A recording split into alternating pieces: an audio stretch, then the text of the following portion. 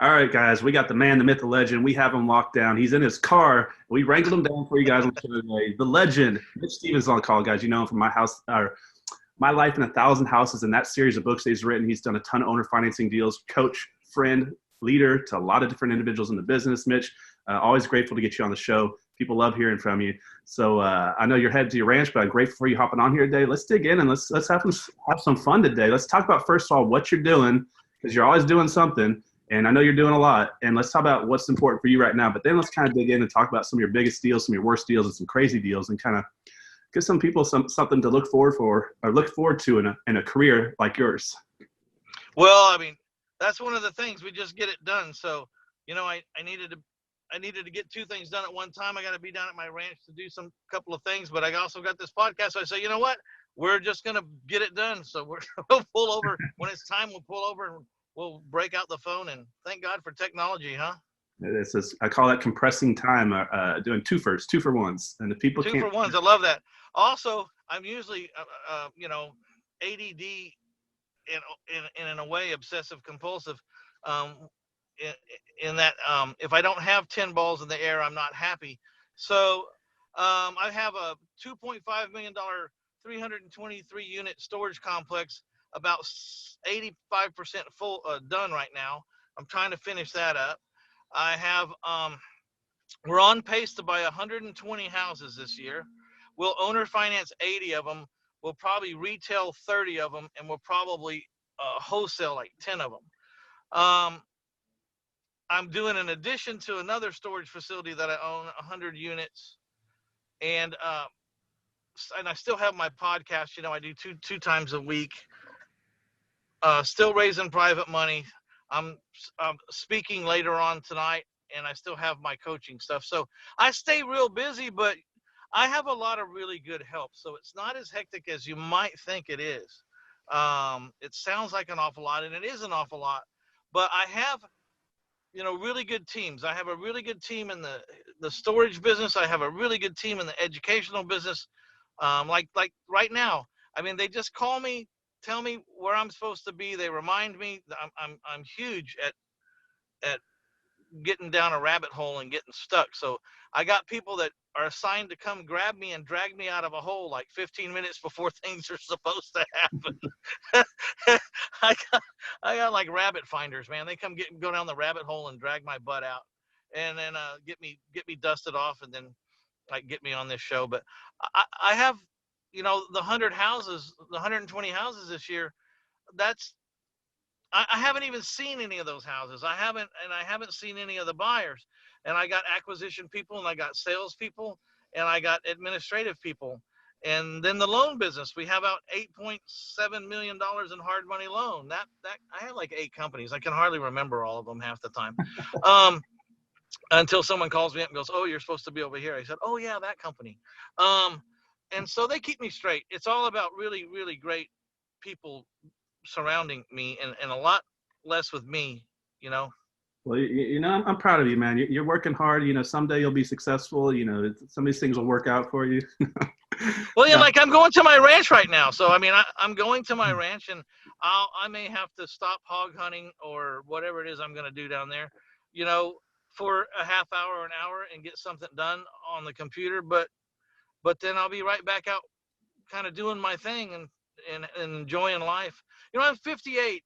The money's not everything in the world to me anymore. I already did that. So I'm trying to live, but I also got a lot of people.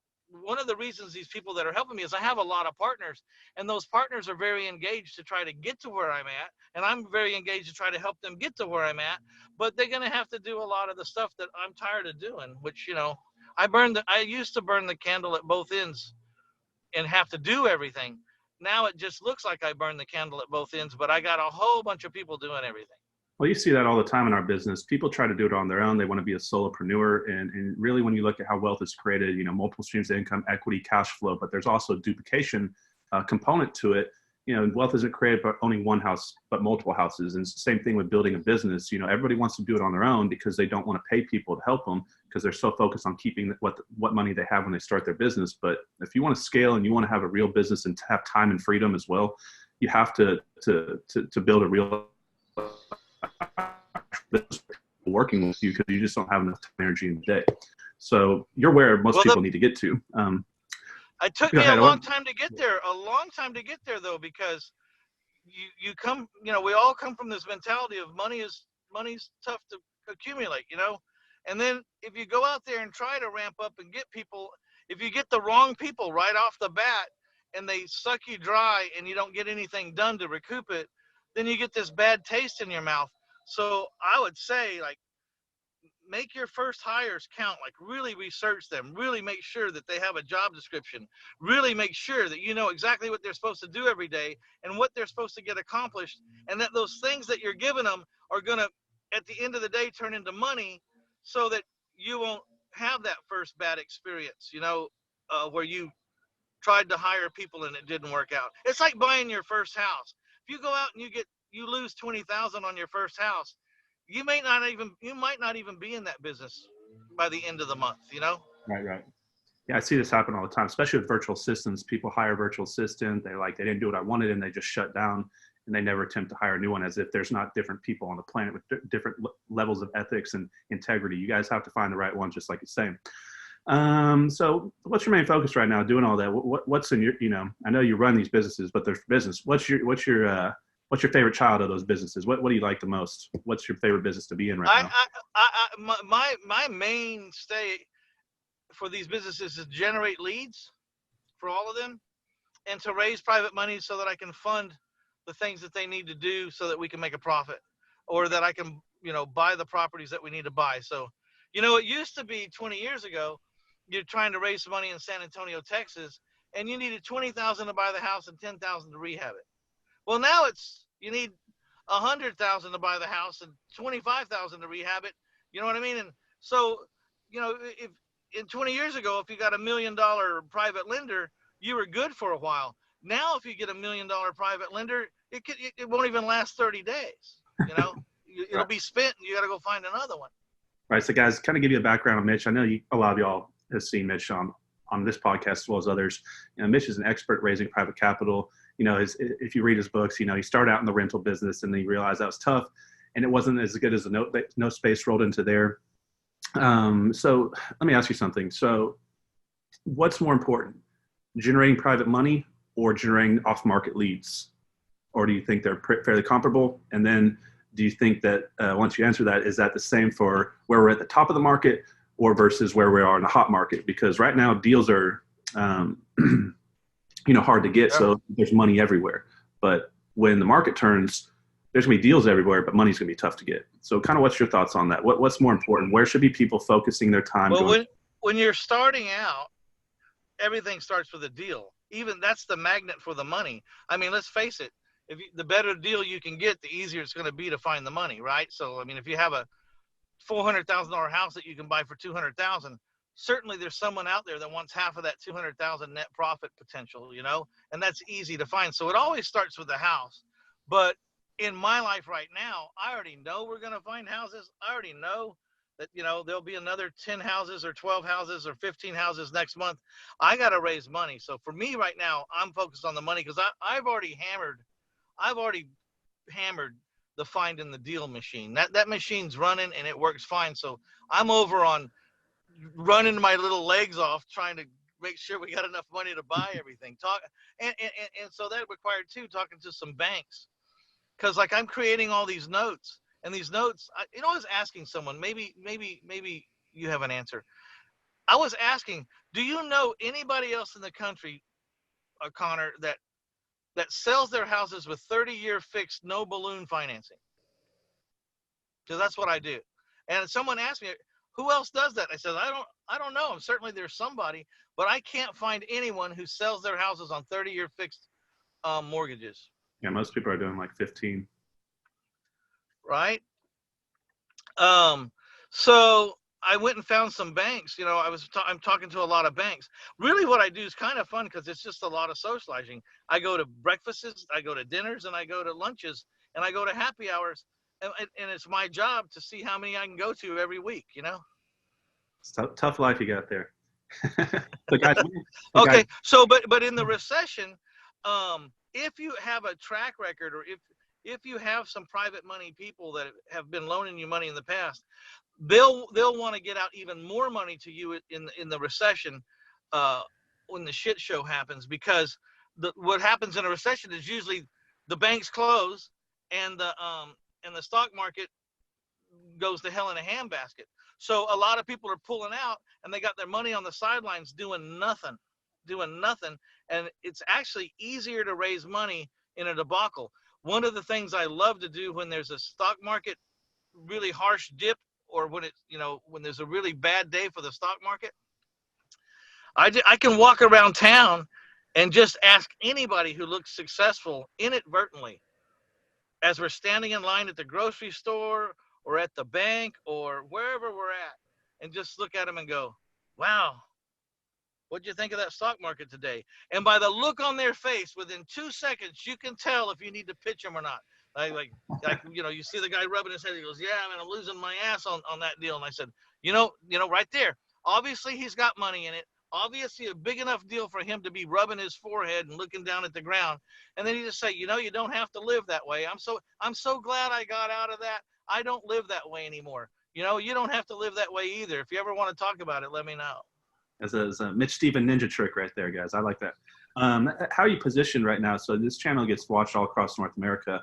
Are you set up are you running a fund, or are you, how do you do it? Are you able to raise money across state lines, or is it something which you are? Well, I'm not pooling money. So it's not, I'm just one lender, yep, one property, one borrower, me.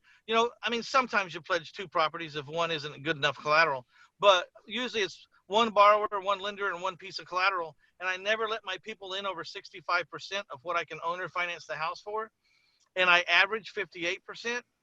So, if it's $100,000 house, for easy math, I average borrowing $58,000 and giving a person a first lien on that house for $58,000. That's a pretty protected position. And so, if someone wants to get out $1 million, they don't send me $1 million. I just say, okay, well, here's one I need 70 on. Here's one I need 80 on. Here's one I need 100 on. Until we get up towards $1 million, we just get it out individually. But then I go, and this is the trick, I go and I take a whole bundle of those. And when I sell those houses, I'll pledge the notes that are owed to me. When I put let's do an example. I buy a house for $50,000. I borrow it from a private lender, 8% interest only, 5 years. But I sell it to a guy on a 30-year fixed mortgage at 10%. So I sell the house for 100 with 10,000 down, and I'm carrying 90 at 10% for 30 years fixed, no balloon. So I just take all those $90,000 notes and I hypothecate them at a bank. That's a fancy word for saying I'm going to pledge my notes as collateral, because I don't own the house anymore. I can't refinance the house because I sold it to this guy on payments. He's right, the owner. And so I can take the $90,000 note that he owes me and pledge it to the bank to refinance the $50,000 underlying lien. So what happens is the bank gives me the $50,000 at 15 years fixed, fully amortized, 5.99%. And I use that money and I pay off my first lien holder, my private lender, and now I owe the bank. And there's no first, my private lender doesn't have a first lien anymore, and the bank has my note as collateral, and everybody's happy. And like I'm doing this month, I'm freeing up $2.5 million of underlying private money debt from a bank who wants to take $5 million worth of notes, just, give or take almost, 100% increase. They're going to take $5 million of my notes, and I'm going to pay off $2.5 million of my private lenders. And it does 2 things. One, it takes my interest only debt and it starts to amortize it so that I don't have a problem right in the future. And 2, it frees up $2.5 million of my private money so that I can run and gun for a few more months and not have to worry about anything. Right. So let me ask you something. I'm just curious on this. So, you've done a lot in the business. You've owned a bunch of rental properties. You moved primarily into the owner financing space. Do you carry only notes, or do you have a portion of your portfolio that you still own rental properties actually on the property, or do you own 0 or some percentage, and then why? Well, look, you remember like Jack Bosch's book, Forever Cash. You got to move yourself into a forever play. There's one-time cash, there's a temporary cash and there's forever cash. And I'm quoting Jack Bosch because Jack Bosch made it really simple for everyone to understand. One-time cash is that house flip. That's that assignment of contract. That's that wholesale deal. You're in and then you're out and you got one check and it's over, right? And then there's temporary cash. That's what I'm doing. I got a down payment for 10 grand and I got a note for 30 years. But folks, these notes don't last 30 years. Average note in America lasts 7.5 years. Something happens, you get paid off. Or, maybe my people are more like 10 years because they're not as apt to go refinance. But either way, it's temporary. That note is going to expire on some day. So I have to take the wealth I make from those 80 owner finance deals I'm going to do this year and the 30 retails and the 10 wholesale deals. I have to take that wealth and I have to buy into a forever cash system, which would be rent houses or apartments. I just chose mini storages because I like that kind of rental, head and shoulders above and beyond renting to businesses that depend on economy, which would be commercial, or renting to families who also depend on economies. I mean, these are big bills. For your office, that's a big bill. For your house, that's generally a big bill. Mini storages, that's a little bitty tiny bill. Everyone can float that. Right. That's a good segue because that's where I was headed to. I know you were building out last time we went down there, and I hung out with you in San Antonio. You were about to develop a new one. So are you building all your storage units, or are you buying ones that are already created cash flow? I didn't start out building them. I started out going out into the rural parts of the country and figuring out an area. Like I lived around this lake called Canyon Lake. And so I drove all around the lake and I saw all these little mom and pop storage places all over, dotting the lake, boat storages and mini storages or self-storage. And so I went and got a list of every single person that had a storage facility around the lake. And there was like 50 or 60 of them. And then I wrote this letter and I put them in a big bundle. And then I duplicated that bundle 5 times. And every 6 months, I went to my closet, I grabbed one of those bundles of those letters, and I dropped it at the post office and paid for the postage and sent it out. So every 6 months, I sent every mom and pop storage owner a letter saying, if you ever want to sell, would you please think of me? Here's my phone number. And I ended up buying 14 locations around the lake. And get this, I got every single one of them seller financed to me. Wow.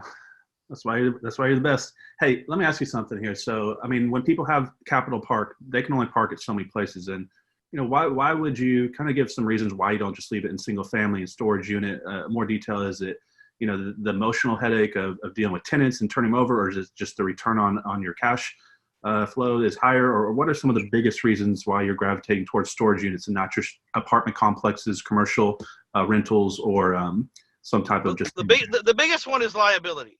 I mean, people don't live at your storages, so the chance of them getting hurt there is a lot less. I mean, they may show up in your storage like once a month for 10 minutes. I mean, that just, when you have an apartment complex, people live there 24 hours a day, 365 days a year, Two, depreciation. I get it in big chunks. Instead of you guys buying, just like if you bought apartment complexes, when I was buying houses, I had to depreciate a whole bunch of stuff.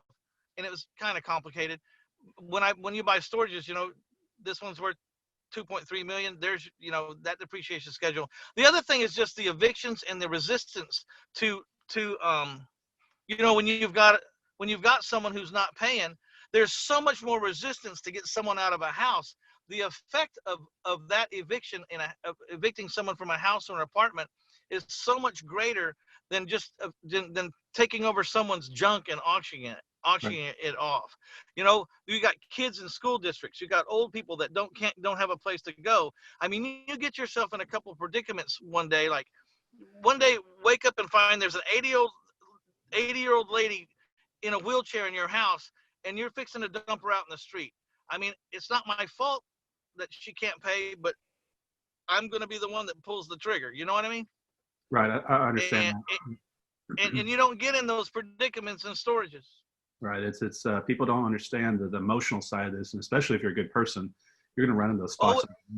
Yeah, and my problem is I'm a really empathetic person, And I let people sometimes. I let a person stay in my house one time for 8 months for free because they had cancer and they had, their head was shaved, only to find out that they never did have cancer. That they played me. Jeez. So, They all do. uh, That's the thing, though. so the other thing is management. It's so much easier to manage a storage because there's so less legal nuances to a storage. I can, if I'm Johnny on the spot, I can auction your storage on the 31st day you're late, in Texas.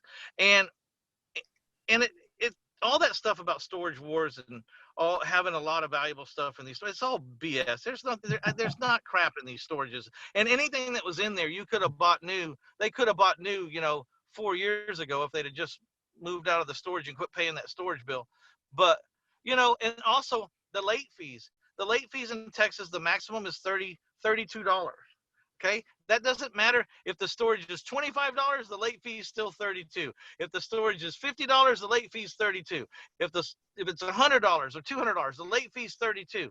So some of the late fees, my late fees are like 40%. You can add 40% to your income of what you calculate on paper with late fees, because everyone's always late, and the late fees are huge in comparison to the actual bill.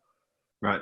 And yeah, so guys, that's a good reason to get into storage units, because that's a real issue that most people don't talk about is, because even for me, myself, I've been doing this for years. I just let a guy move a payment to the back because he put a bunch of money in a property I sold him, and got overextended, couldn't make the payment. And, not always, I said earlier, that happens a lot, but people do give you excuses. They play on your heart, and then you don't know if they're telling the truth or not, because if they are telling the truth, you feel bad not trying to give them a little bit of leeway, but at the same time, most of the time, just like Mitch said, they can be completely playing you. Well, that's another reason to put someone between you and the tenants, whether it be a management company or a management person, is so that the management person doesn't have the authority to forgive or anything. And it's like trying to talk to Google. You can't ever get to Google to ask them to forgive your bill. So you just have to pay the damn bill. Right. What about, so let's talk about that. You said you got all those storage units, 14 of them through owner financing. Let's just look at like one and kind of like, how would that be structured? Because most people, that's the biggest hurdle is they don't have money, but if they think they can go structure an owner finance deal, how would that even look like? Well, I mean, one time it was time to buy, someone said, write this down. Opportunity never knocks when you're ready. It knocks when opportunities knock when the opportunity is ready, not when you're ready. It seems like all the best opportunities in my life, they don't come at the right time. It's like, damn, it's not the right time for me to buy this right now. Well, it never is. It's never the right time. So, someone say this lady, Mrs. Beal, calls me up and says, my husband died and I hate these damn things and I'm going to sell them, and I want $250,000 for my 100 units over here or whatever. I said, okay. And I go over there and I talk to her. I did my research. She's the old man has grossly under rented the units. He has them rented for $40 a month, and they should be, $65 a month. So right there, I know there's some upside. I work on the price a little bit. She wants cash. I said, what are you going to do with the cash? She says, well, I'm going to have to put it someplace and try to make some interest so I can live in addition to my Social Security and some other stuff she had. And that was what I was looking for. Like, what are you going to do with the money? Well, when she said she needed it to live, and by the way, almost all of them I bought was because the old man that ran them died, and the old lady hated them because it took so much of the old man's time. Now, I suspect the old man just said that he was going to go to the storages and go to work. He was probably at the VFW hall drinking beer, but she thinks he was at, all that time was spent, because you can't spend that much time at these things. I don't care who you are. You can't spend that much time at, I said, my husband used to spend all his time at those damn storages. I hate those things. I said, great. Well, she sold them to me. And I says, why? You've got a place to invest your money right here. Let me pay you 10%. And let's, what kind of income do you need? I said, do you need some cash up front? What do you need to do? If they say they need to buy a car, ask them how much the car is. Well, the car they want to buy is $16,000. Okay, how about I give you $20,000 down, and then we'll finance the balance, and I'll pay you, this much, and this is how much you'll make a month from me for 15 years or 20 years. And I was just able, people like me, and I was not pressuring them. I was just saying, let's just run a couple of options here. Would you like to know your options? I said, yeah, we can put it in the bank and you can make 1%. You can put it in the stock market and wonder what you're going to be worth every morning for the rest of your life. Or you can give it to me and you can know what you're going to make. And this is how much, and then we can start going through some choices there. How long do you think you're going to live? Do you want to leave some money? You want to leave an income stream to your kids or not? So that kind of tells me how long I can make the note for, and then we just start trying to help them. You're like a financial planner for these people without a license. All right, guys, we're back. The son tried to kill Mitch's phone a second ago, said it was overheating, so he had to move into a shady area, but we're back. So, guys, if you want to learn what Mitch Stephen does, I mean, incredible. He's a coach and mentor to a lot of agents, has a lot of resources for you to look at. Go on over to our other channel, Investor Army Podcast. We have other podcasts with Mitch where we dig in really, really deep to his strategy. He's already given a ton of great information on multiple topics on this podcast. But I always like to bring in at the end of the podcast, let's talk about a couple deals, Mitch. Your biggest favorite deal, because people always want to hear people's biggest deal or what they thought was their favorite deal in their career. And then also people love to hear people's worst deal and kind of deals that gone bad and teaching points around them. And then also I'm sure you have some crazy deals, which we can probably entertain some people on. So do you have one on the top of your mind, your favorite deal ever or your biggest deal ever? Now that the two biggest deals in my life are happening right now. One's for sure, no matter what happens, it'll be the biggest deal in my life. And then the other one's 98% chance that it's going to be that way. Let's take the minor, the one that may or may not happen. I bought a defaulted note on a house for $400,000. They owe $100,000 in the arrears, so they're either going to pay me the $400,000 plus the $100,000 in the arrears, or they're going to give me a $1.2 million house. Jeez. So either way, that'll be fine. But one of the biggest deals that's going on right now, we're like 2/3 of the way through it. We bought 79 acres in the country, a little bit south of town, not too far, like, I don't know, say like 10 miles from the center of town. And that land we bought 79 acres for $500,000. And then it was situated such that all we had to do was just draw lines and everybody could come in off a main road. And we divided it into 7 11 plus acre lots. And then we owner financed those 7 lots for $1.2 million. And we just closed like 3 days ago and we already had 3 of the lots pre-sold. So we have like 4 more lots to go, and it'll take $500,000 and turn it into $1.2 million at 10%. What's interesting is that as we ask more people these questions, we see that most of the biggest those people I've been doing are giant land deals that they've broken down into smaller pieces like that. Now, what about a tragedy? What's the deal that haunts you forever, and what did you learn from it? The deal that haunts me forever was one that I did as a hard money loan. In 2008, there was this whole subdivision gated, like 2-acre lots or bigger, beautiful paved roads, curbs.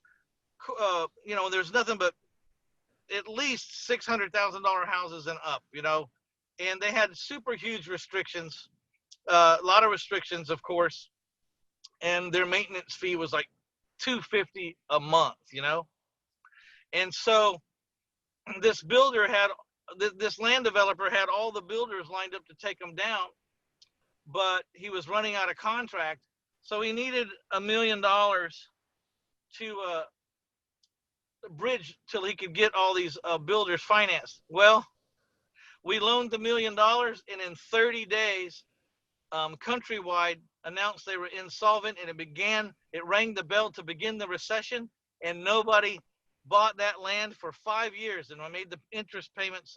I had borrowed that $1 million from private people, and I made those $1 million payments. Me and my partner made those payments for 4 years before we sold the first of those 15 lots.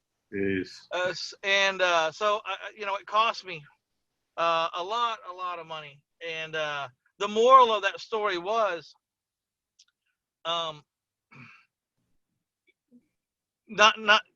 first of all, raw land can be an alligator. So if you're holding raw land when it's time, when the recession hits, you can get really hurt.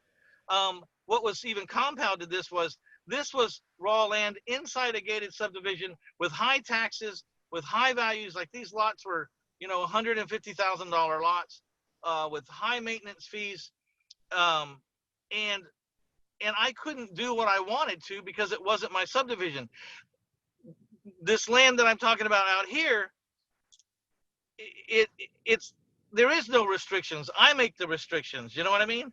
And I can own or finance this land, and it's cheap. These lots are cheap enough these days, and so many people can afford them that even in the recession, I would sell these lots.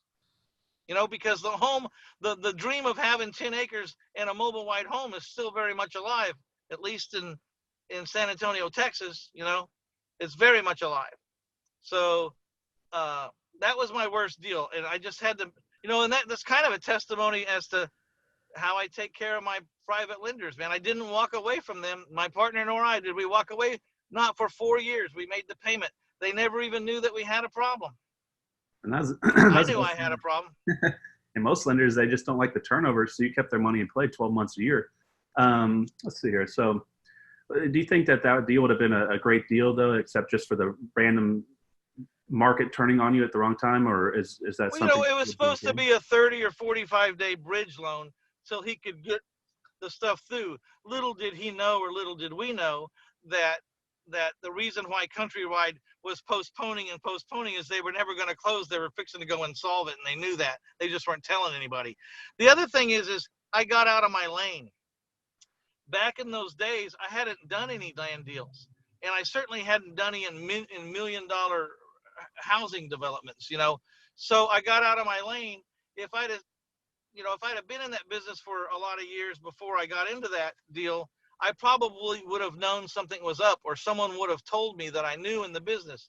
But I went completely out of my lane, and usually when I go out of my lane, at least for the first time or two, I get hit by a truck. Usually,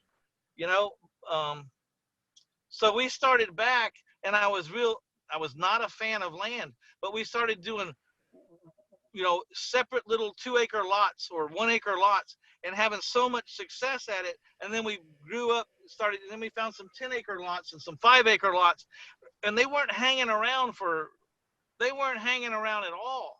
I mean, we'd have them sold a lot of times before we even bought them to the neighbor. And so that gave us the confidence to go out and buy bigger pieces of land now and split them up, because we see the trend and we feel the trend, and we're experiencing the trend live, and we know who's buying them and how much they'll pay and what the terms need to be. And mostly what people like is zero restrictions, because this Hispanic community out here where I live, they want to have chickens and cows or a horse or a Shetland pony, and they don't want anyone telling them what the hell they can do. Right. Seems to me like, I hear some massive deals and some horror stories with land deals. It's a very polarizing strategy. Seems like you'd really want to have a partner with you, or somebody that's been there, done that can really help you, especially if you're going to just jump in on a big deal. What about a fun deal? What's something that you think you've come across that would excite some of these people listening? I'm sure you've seen some crazy stuff in the business. Oh, that one's easy. That one's easy, man. I bought a house one time from this 100-year-old black lady died, and I bought her house over on the east side of San Antonio. And I've always been trained in the storage business and everything to if you get possession of a unit, you make sure you shake the books, because sometimes money will fall out, especially if you find a Bible, because the Hispanics are very superstitious, and they'll leave money in the Bible to bless it. And they'll close it up in the Bible in between the pages. So if you see a Bible in a Hispanic community, make sure you shake it, because chances are a $100 bill or 20 or something's going to fall out of it. And we started shaking all the books, and money started falling out of every single book. 20 here, a 50, some 10s. And then it was so like every book some money fell out of. Every book, a paperback, Daniel Steele, whatever it was, money would fall out. So we had to get rid of all this furniture. It was all worn out ugly furniture and pictures on the walls. And we turned around and there'd be money taped to the back of these pictures. And then you tear off the paper and there was money stuck in the, hold on, let me get this here. The camera fell off. It's okay. I think Yeah, right now, here it comes. people listening to this right now, you got investors all across North America flying over to the rehabs they just bought that they got bookshelves on it and picture frames up there. So we started like ripping open the sofa cushions and everything, like undoing the zipper and pulling and there was money in there. And then we started looking under the sofa and we just started dismantling everything. There was money everywhere. It wasn't big denominations. You rarely found 100. At the end of the day, almost $20,000. This little old lady had stashed everywhere. I mean, we went up in the attic. You know, there wasn't any money in the attic, but we were so enthused that we went. The other thing, though, and this wasn't this house, but I went to one of my friend's houses one day. I'd never been to his house. He's a very successful guy. He has this entire wing added onto his house because he's a collector of fishing lures. He has $1 million worth of fishing lures on these walls. And he has the dates and the times and what they're worth and, you know, all the thing on these fishing, who made them. And when I went in there, I was sick to my stomach. I have thrown away tackle boxes with wooden lures. I can't tell you how many times I've seen them. And I can't tell you how much they were worth, but I know that they were worth a lot. And looking at that wall, because I remember seeing some of them, I think I throw this one away. How much is this one worth? That one's worth 25 grand. I know I've thrown one like that away. I know I have. So I don't know, but I always find myself, I get these houses, they have a lot of junk in them. I think I'm going to go in there and look through it and it's 105 degrees. And I'm like, no, I'm not. And it's just, you know, I'm in the house business. I'm not in the junk business. I'm not in the antique business. I'm not in the business. So, but it would have served me well to know a little bit about fishing lures. Well, damn it, Mitch. I just bought a house that's got like 3,000 books in there, and you ruined my whole afternoon. I'm about to go over there. You're going to be over there. You're going to be over there shaking those books now, huh? Just because so one time we bought a house, actually it was last year, and the homeowners told us that their mother had put $5,000 in the attic. They looked for it, and they've been, they were dejunking. They're trying to find it, and they're like, we never found it. It's up there. We don't know where it's at. We spent in the hot, I don't know if they were just messing with us just to get us to search around the hot attic or if it was there, but we never found it, but we looked pretty hard. Yeah, I think that's very important because there are a lot of antiques and there are a lot of things that don't seem to have value to them. We were talking about this before with, old petroleum signs and collectibles. And a lot of people, guys, if you see something in the property, just a quick walk through and grab it. If it looks like it could have value to it, just pop on Craigslist or YouTube or something and see, because you may be throwing a $10,000 antique something away. I did have the gas sign. I think it was a Gulf with the Pegasus horse, orange and white. That was the steel with the acrylic finish on it. I did recognize that. And it was at the same place that I bought that had an old gas pump, the kind with the air went through the top. Those are worth a lot of money. If you have those old gas pumps where you actually had to crank by hand or whatever, that's worth a lot of money. I think I made like $15,000 or $20,000 between the two gas pumps and the sign that I had. It was a double-sided sign. Yeah, signs. And I had no reason to believe they were worth money. I just saw them and thought, I need to Google this and see if this stuff's worth any money because it looks interesting. Yeah, like for sure, like old Coca-Cola stuff, just those old bottles. Like, so that, I don't know if you know Eddie Hovis, developer from Houston. His dad has the Hemi Hideout, which is he ran a successful business, and he's put in there just hundreds of these old signs. Some of those signs are worth like $100,000, just the sign from these old petroleum companies. So you don't know what you're sitting on. Well, let's send some people to where they can find you, Mitch. Your podcast, your consulting sites, wherever you want to send people right now. Let's shoot them on over there. Well, I mean, the easiest place to go to find everything is 1000houses.com or 1000houses.com. There you can get, if you click on the free stuff tab, you can get a free 100 pages of my first book. I can get you a free copy of my book if you want to pay the shipping and handling. Go to 1000houses.com. That's 1000houses.com/free book and get a free copy of my book, My Life in 1,000 Houses, Failing Forward to Financial Freedom. It's about 400 pages. It reads really fast. Average person reports to read it in about 2 settings. It's not unusual, 2 to 3 settings. There's a reason for that. And I got webinars and seminars. People kind of chastise me because I give away so much. So if you want to click on that free stuff tab, there's a lot there.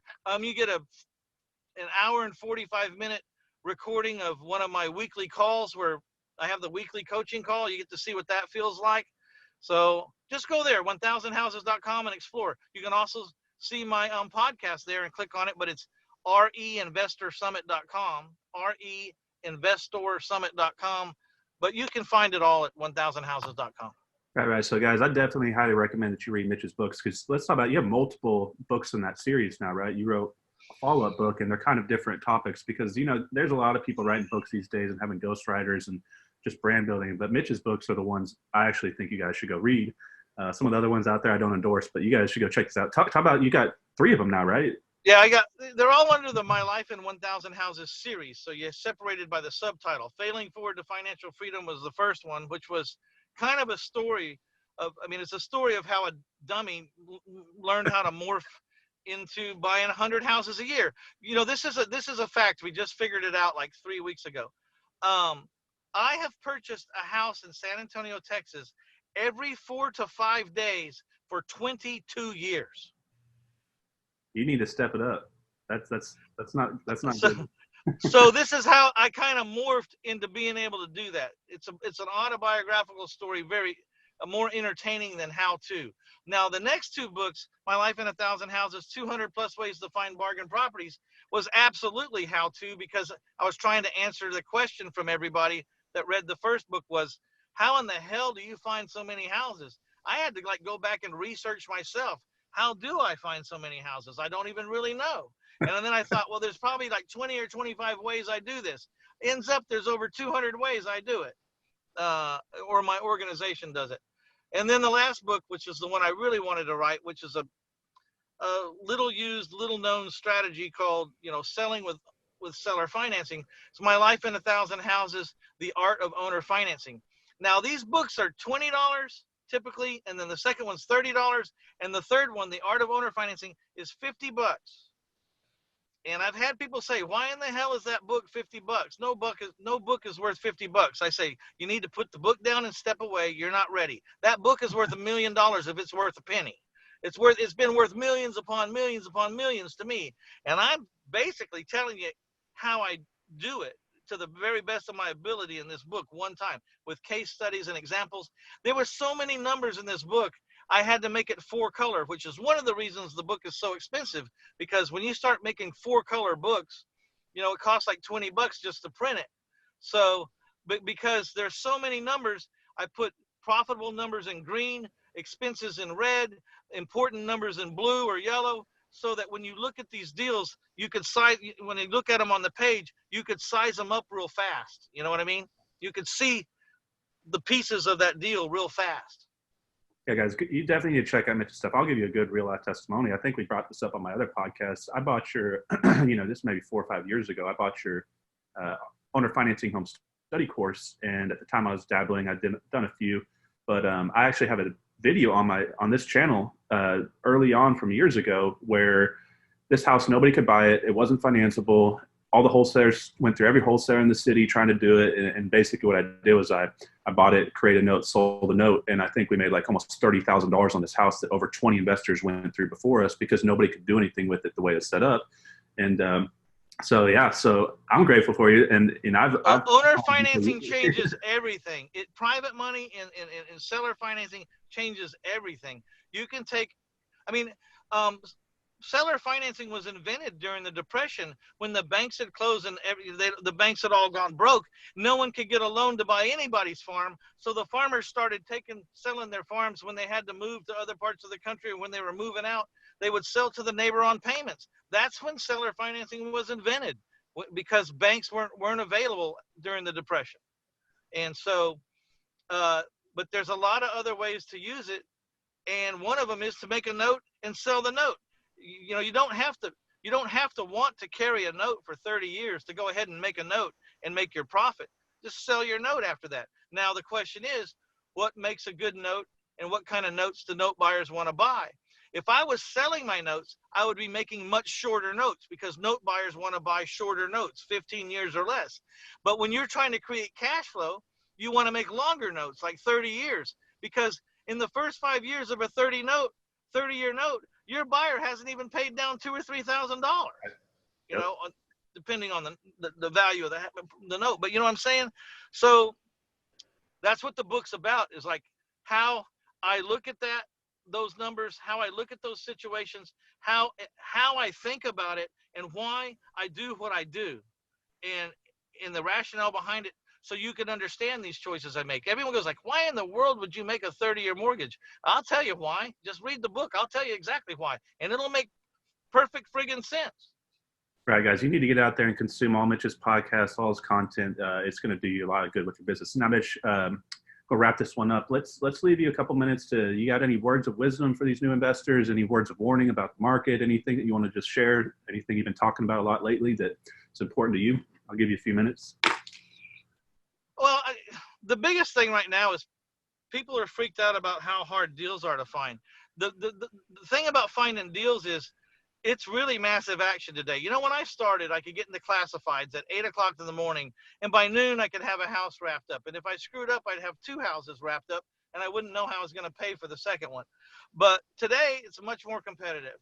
And so you have to be consistent, and that consistency probably means for 99% of us, and you're one of them, Connor, that someone else has to do the grunt work every day, because you might start out doing it for a week or 2, but you're not the entrepreneur guy. The ADD visionary guy is not going to go lick envelopes and mail out letters 20.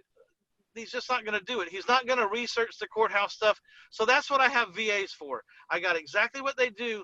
And what I would do is I would only move when it was the critical contract signing part of the arena. You know what I mean? And so if you've got I have VAs cold calling every day. 200 people a day is what each one can call, and I have 4 of them. So I'm hitting 800 people a day, and all my VAs trying to get out of these people is, are you Mr. Smith, the guy that owns the house at 123 Main Street? And do you want to talk about selling it? If the answer is yes, my VA's job's done. He turns it over to one of my acquisition guys, and they're on to the next call. I don't use VAs to close deals. I use VAs to find out who I'm supposed to close with, and do they want to talk to me? And that's it. So you don't have to have a genius. You just need to have someone who speaks pretty damn good English and can read a script. Right. And then learn that script by heart, so it doesn't sound canned, doesn't sound like it's being read. And so you have to set up your system so that this stuff happens every single day, whether you're on vacation, whether it's Memorial Day, whether it's Christmas. It doesn't matter. I mean, maybe not Christmas Day, but for the most part, it's happening all the time. And then you have to strike fast. So you have to be consistent every single day, and then you have to strike fast. That means when someone does raise their hand and says, yes, I am Mr. Smith, I do own that house, and I would like to talk to someone, you got to be at their house within 30 minutes or an hour, because it's that competitive. Right. You just solved the problem for a lot of people out there. And that, guys, you should go back and listen to that again if you're daydreaming, because most people are trying to figure out how to scale themselves outside themselves, but their big concern, this is when they're thinking about, well, I want to hire a virtual assistant to do the cold calling. And then they start thinking, well, there's a time difference as well as the communication ability. They don't know the real estate business. They can't explain it to them, blah, blah, blah. So they never do anything. But what he just said is he's using to set the appointment. Now, if you're new in your business, have them set the appointment, then you work those. But as you get the ability to hire acquisition guys or people to come in, then you start to build out your business. But I think that's a great way to do it. And if they say, yeah, I am Mr. Smith and I do own that house and I do not want to talk to you, they go right into the CRM, because I'm not letting go of that guy yet. That guy's gonna hate me, but I'm not gonna quit talking to him till he sells that house to somebody. So and I don't care. So that's the main thing. You got to be consistent, and you got to be very fast. When you got a green light, you got to run through it as fast as you can. So where was I going with it? I had one great thing. Hold on one second. It's coming. It's like a brain freeze. It's stuck right there. Oh, and if it may just be as simple as, I know this one guy that has this rule. He doesn't do 100 houses, but he does. He makes a damn good living. He makes $300,000 or $400,000 a year. I'm sure of it. I'm sure of it. He makes 50 phone calls a week, and he makes 10 offers a week. He gets his 1 or 2 every week. That's his minimum that he'll let himself do. He's got to introduce himself to 50 people that have the potential to find him a house or to sell him a house, and he's got to write 10 of them a contract, Right. whether the people want the contract or not. And he buys his 1 or 2 every week, at least 1 every now and then 2. And then as that starts to compound, you'll start getting people coming up from the rear that you wrote contracts for 6 months ago, popping up. And that's when you'll get your 2 or your 3rd one, your 3rd or your 4th one, because some of that work that you did way back will start to come back around. Right. But the first 6 weeks, or the first 6 months or the first 12 months is really tough, because you don't have any legacy contracts back there. You don't have anything in the wings when you first start. So don't think that it's like that forever. I've been in the business 24 years now. So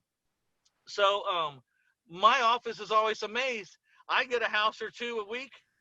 I don't send out anything, but I've been around for, I'm known.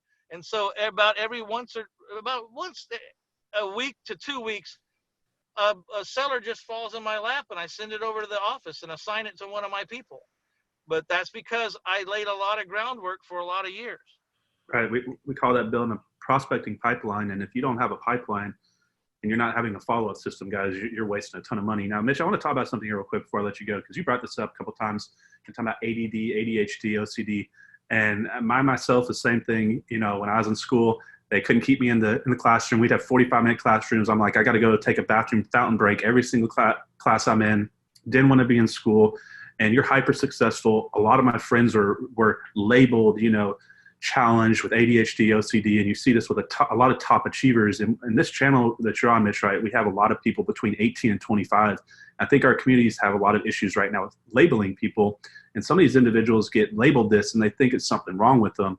But maybe give your take on this, because some of the most successful people in the world are ADD or obsessive compulsive. You know, you just have to learn how to channel it. I mean, I know that I'm not happy unless I have about 8 things in the air at one time, because I don't want to rest. I just want to change gears. I don't need to rest. My body doesn't, you know, I mean, other than I do need 8 hours a day, but what I'm saying is I'm going to run hard all day. I don't take breaks.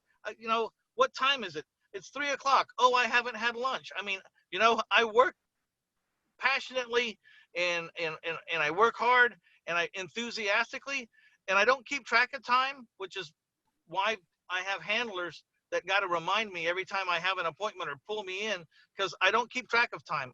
Time goes really fast for me because I'm so engaged that, you know, an hour seems like a minute. And so I just learned to make a system work around my personality, right. You know, Like, and some people are not going to like that. And to which I just say, have a great day. And I hope you find someone you like working with, because I can't change. I'm not going to change. I mean, I had people in my office go, man, you're just too, you know, I don't want to work here because you're just there's too much stuff coming all the time. I said, well, we can sit down and work and try to figure out how to get you to funnel it, or you can quit and go work for someone else. But either way, we could figure it out. Now, I'm not nearly as wound up at 58 as I was at 25. If you think I'm wound up now, I mean, I'd make people sick to their stomach, like, you know, riding a Learjet or something. Anyways, I'm quite reserved compared to what I used to be.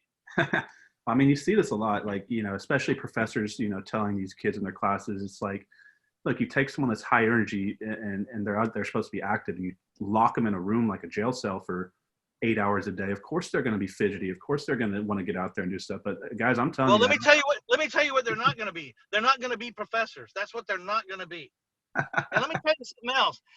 College is not for everybody anymore. This college thing's gotten completely out of hand with this college debt. I mean, if you want to be a doctor or a lawyer or something like that, I get it.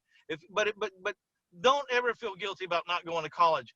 Go spend some of your money on self-help or coaches or mentors, or go to a air conditioning school or plumbing school. Man, I know plumbers and air conditioners right now making $300,000 a year, you know, and that happens. You first got to go in the field and learn how to carry that equipment to the attic and hook it all up and all that. But then the guys that are making $300,000 or $400,000 or $500,000 or $1 million a year, they learned how to hire other people to do it, and they have the lead generation system that brings the jobs in.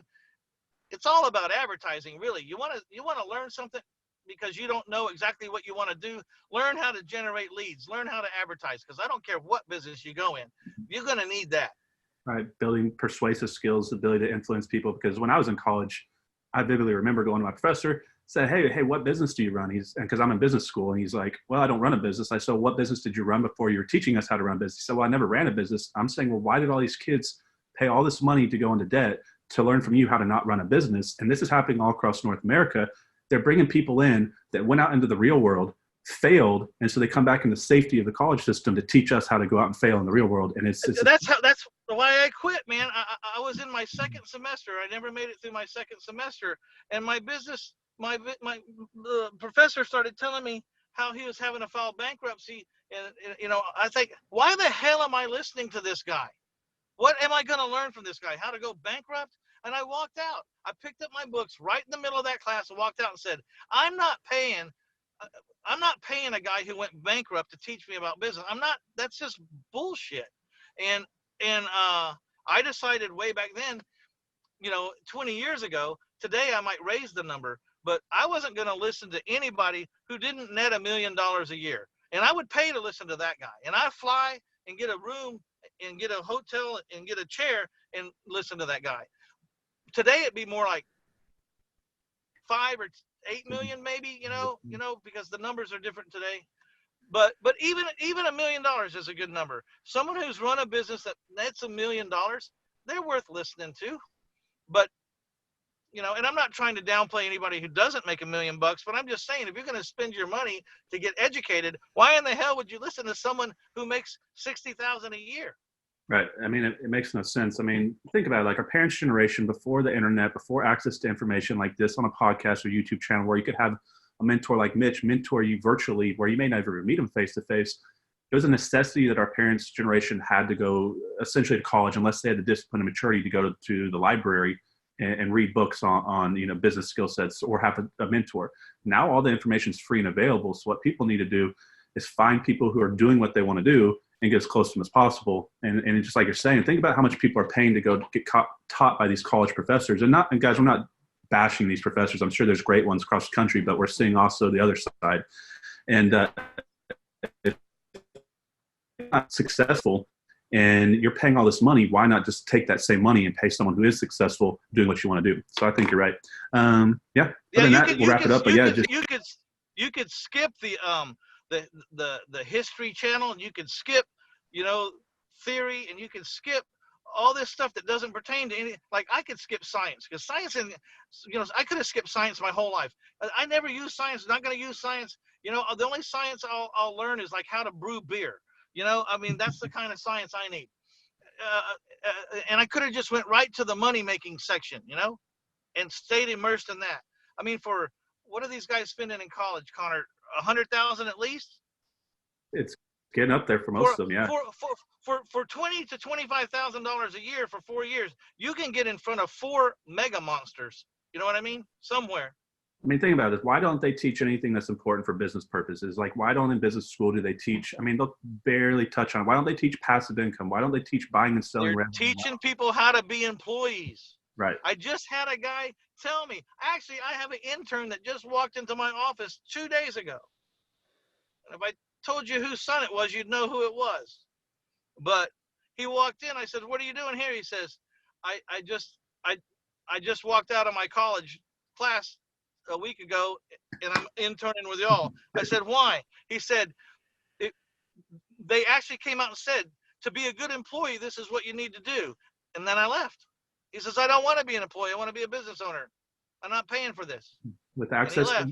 yeah, you're seeing, like I saw statistics said the average person to buy their first rental property in maybe it was the 80s or the 90s was 47. Then post internet, you're seeing the average person buy their first real estate property in their 20s. So access to information's, these young people have huge access to social media, to all sorts of internets they can run through, or businesses they can run through the internet. So they have so many different options. There's more ways to make money today on your own from your living room and your underwear than any time in the history of the world.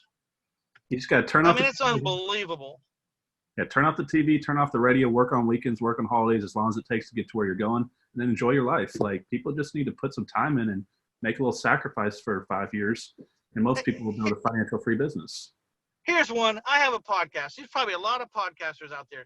And I'm going to only say this once, and I don't say this very loud, but I did a podcasting course called Profitable Podcast. My podcast last month netted $18,000.